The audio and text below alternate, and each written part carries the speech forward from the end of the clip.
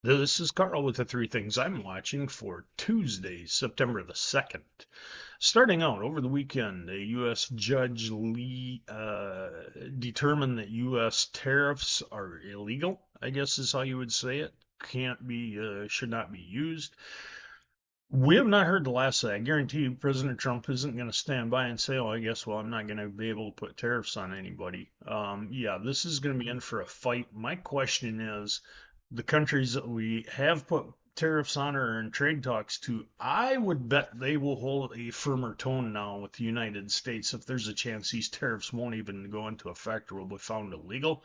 We could see some major pushback, and yes, all eyes are on China when I say that. Second thing that I want to address today, and this is a question that's came up. Will the U.S. pay farmers to not plant crops if production gets high enough? I sure as hell hope not. And you better hope not also. Because I'm going to tell you right now, the South American farmer is begging the U.S. government to please pay farmers up here to not plant crops. You're not going to see a drop in world production at all. You'll see a drop in U.S. production. We would take ourselves basically out of the global supply line if we did that. We are not the strong arm of the market anymore. Please get that thought out of your head.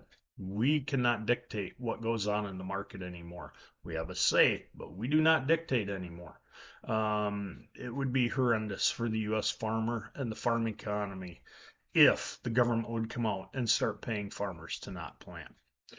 Third and final thing I want to bring up, and this isn't just becoming a lot more of an issue, and this is crop disease out in the western corn belt. Uh, Contacts at a very large elevator that I work with in Iowa, one of the biggest ones in the state, we'll leave it at that. Untreated cornfields for fungus, Asian rust, southern rust and tar spot. Untreated fields, losses of up to 50 bushels per acre on corn.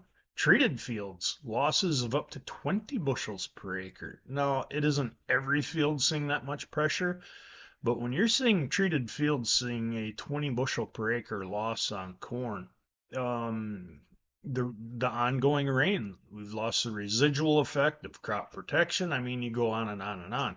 It is a major issue out there. And I'm not saying the whole entire state crop is going to be down 20 bushel per acre, but a good chunk of it is going backwards, and it's going backwards fast.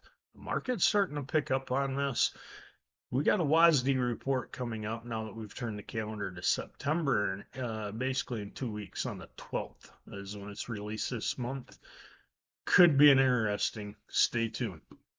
Until then, those are the three things I'm watching.